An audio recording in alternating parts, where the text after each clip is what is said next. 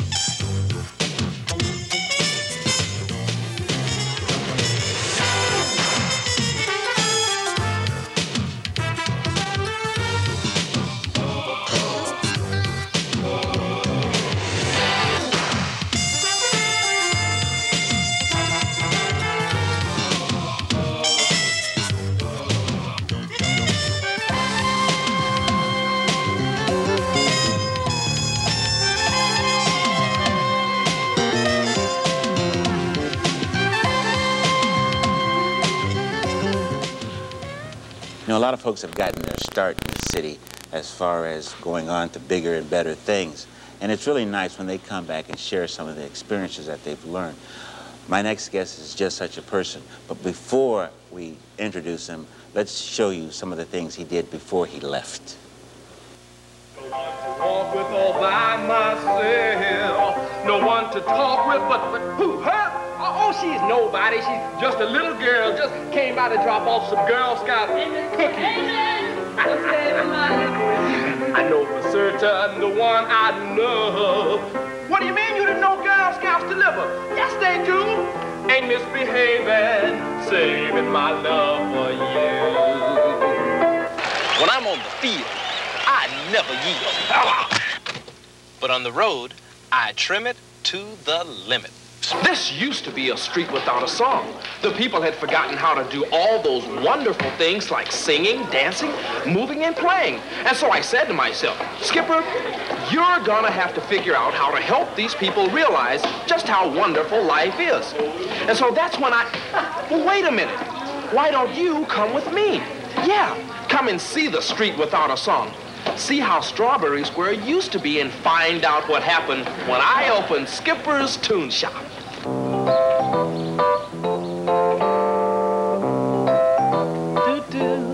I had a hammer. I'd hammer in the morning.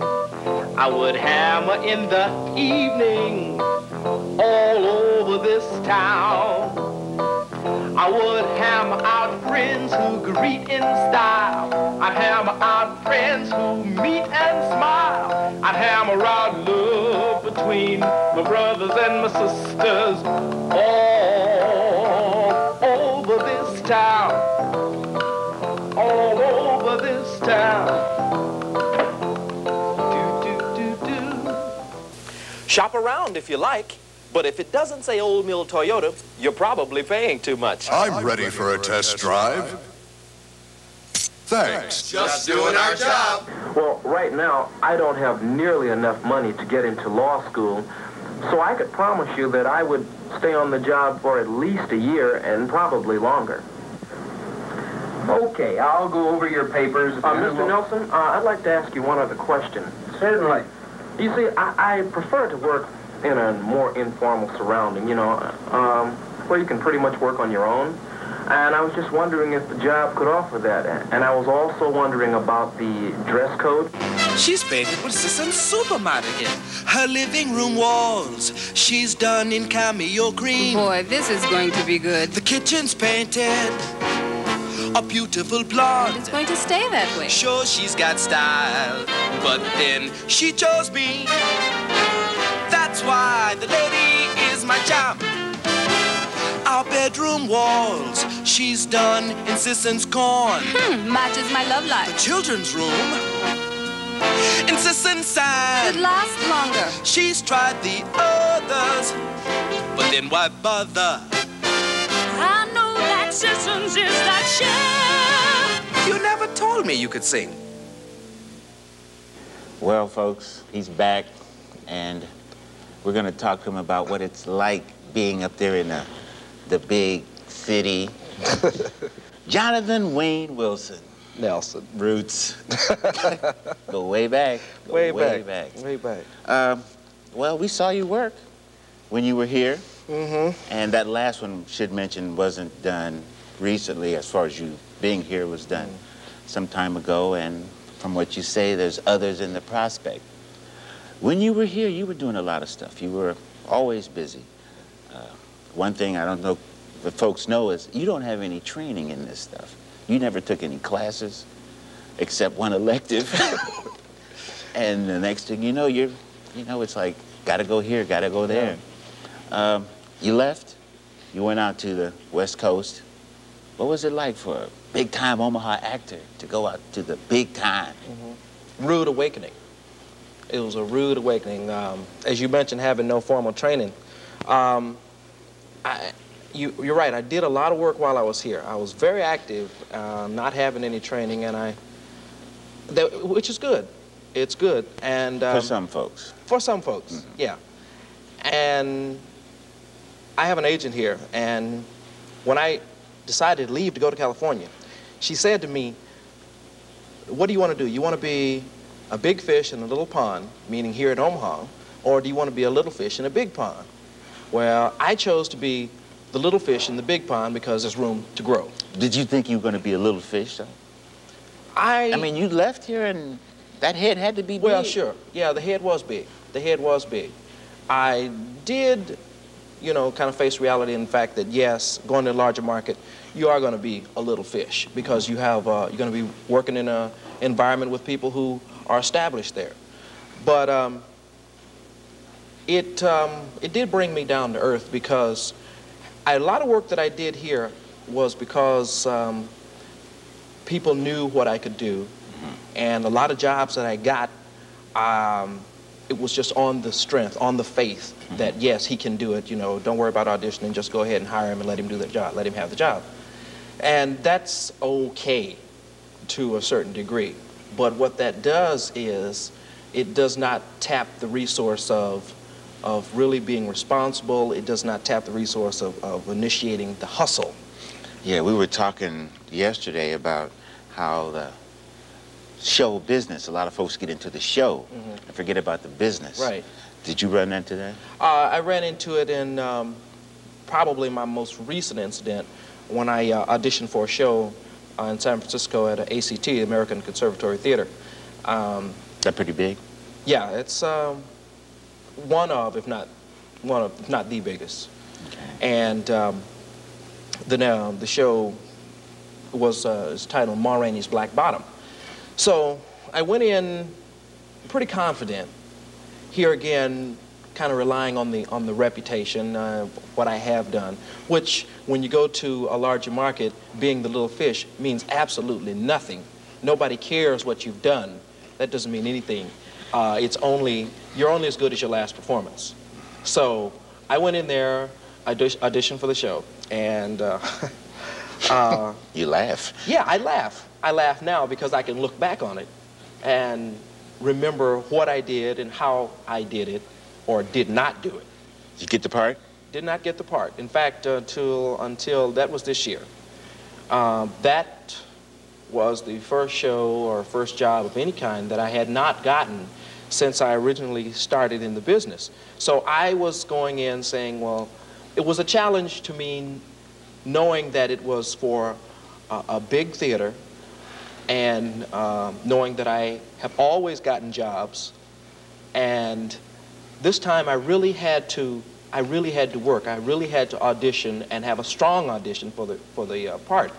Well, I didn't get the job, but what I learned out of it was there are a lot of techniques. There is a lot of things you have to know about auditioning for a show, and I could just hear from sitting outside the audition hall of some other people's auditions and how strong they were. I could just from hearing, I knew that they were strong auditions. There are people that are accustomed to working in a larger market, and so that's what I learned. You know, you have to be prepared. You need to do your homework.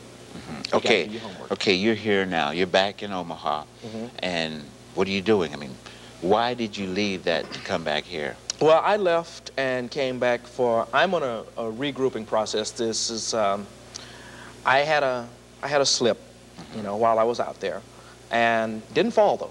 Okay. I slipped, and I recognized the fact that I did slip, and I am here to regroup, and I know that when I do return, I'll be a lot stronger because I know what to deal with, what the market is like. The people are like. I know that from a response of the work that I did, I know that I can do the work. Okay, but I also know you got to do the research. Okay, so got to do your homework. Now you've accomplished the show part. Now it's time to get down to business. It's time to get down to business. Okay. And I would like to say to any parent who's pushing their child into that market, you got to really let the child show you first that that's kind of what they want to do. Don't just, you know, just push them in it just because you think there's a lot of glamour in it and all that. And to the actor that's pursuing the business, know for sure that's what you want to do. Because if you can't handle rejection, you might not need to pursue this profession. Jonathan, I want to thank you for coming back and giving us the time. You know, we started together. Oh, yeah. I appreciate this, man. This is something that a lot of folks need to know. And when you can share your experiences with those out there, it makes everything beautiful. Hey, man, I'm glad to. I can only keep what I have by giving it away. All right. Well, we're almost out of time, but before we leave, we're going to go back to Rio one more time with About Time.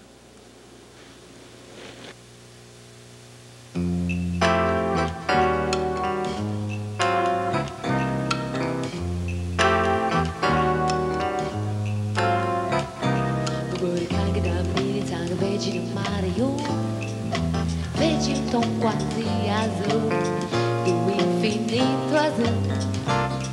Brilho, ocean, abrava, tirado. O que não se vê, tá aí com tudo que há. Me fez de pelo com triste, falei de dor. Como se no fundo da dor não vive essa paixão. Porque cego esse elemento intacto, flor, um leito de rio, no céu, cheiro de amor. E o amor, quando não diz, é fogo por triz, vem entrando no meu eu, e devagar feliz, e na dor passam dias, atravessando a solidão, nada é só que a sombra traduz, viver da própria luz.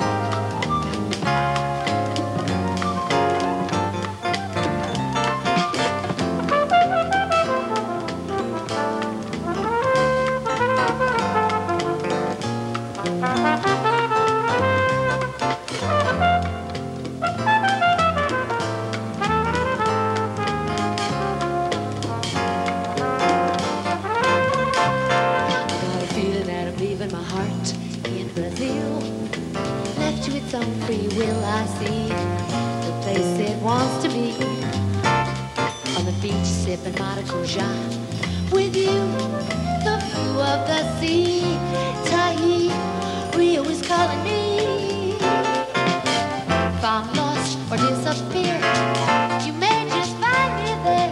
Can't explain the desire.